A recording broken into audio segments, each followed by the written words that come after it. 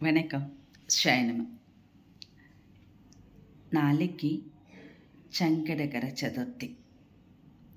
சதுர்த்தி அப்படின்னாலே சங்கடங்களை எல்லாம் போக்கக்கூடிய ஒரு அற்புதமான திதி.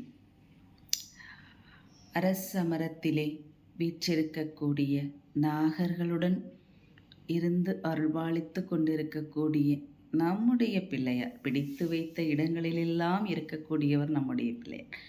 எந்த பொருளில் எடுத்து நாம் விநாயகரை நினைத்து பிடித்து வைத்தால் அவர் பிள்ளையார். உப்பு, சந்தனம், விபூதி, குங்குமம், மஞ்சள், அரிசி எதில் வேணாலும் பிடித்து வைத்தால் அவர் பிள்ளையார்.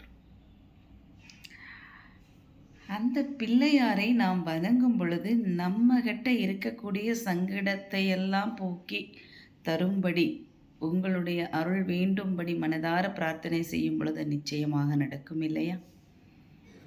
ஏதோ ஒரு விஷயம் மனசுக்குள்ள ஒரு நெருடலாகவே இருந்துட்டுருக்கு. ஏதோ ஒரு மாதிரியாக இருக்குது. அடி தடை போடுற மாதிரி இருக்குது, தடுக்கிற மாதிரி இருக்குது. என்னால் அடுத்த மூமெண்ட்டுக்கு போக முடியலை. என்னமோ என்னை பின்னுக்கு பிடிச்சு இழுக்கிற மாதிரியே இருக்குது. யாரோ எனக்கு பின்னாடி பிடிச்சு இழுக்கிற மாதிரியே இருக்குது அப்படிங்கிற ஒரு உணர்வு மனசுக்குள்ள ரொம்ப ஆட்களாகவே இருந்தாலும் கூட, தாமதமாக இருந்தாலும் கூட, திடீர்னு இந்த ஞானோதயம் யாருக்கெல்லாம் வருகின்றதோ அவர்களுக்கு நிச்சயமாக கேது சம்பந்தப்பட்ட விஷயம் அவர்களுடைய ஜாதகத்தில் கண்டிப்பாக நடக்கும்.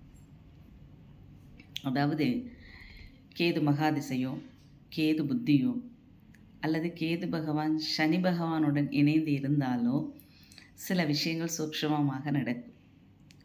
இருக்கும் இடத்தில் பிரச்சனை, வேறு இடத்தில் பிரச்சனை, நாம் எங்கே போனாலுமே பிரச்சனை தான் அப்படிங்கிற மாதிரி, யார்கிட்ட பேசினாலும் பிரச்சனை அப்படிங்கிற மாதிரி.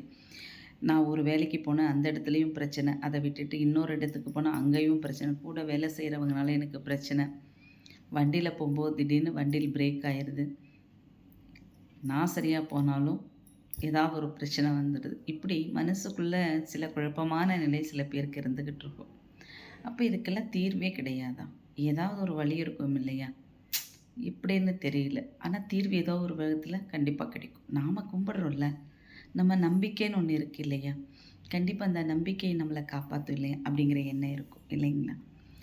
நாளைக்கு இந்த சங்கடங்களையெல்லாம் போக்கக்கூடிய சங்கடகர சதுர்த்தி வருகின்ற காரணம், அற்புதமாக நம்முடைய விநாயகப் பெருமானை போய் 2 நெய் தீபம் போட்டு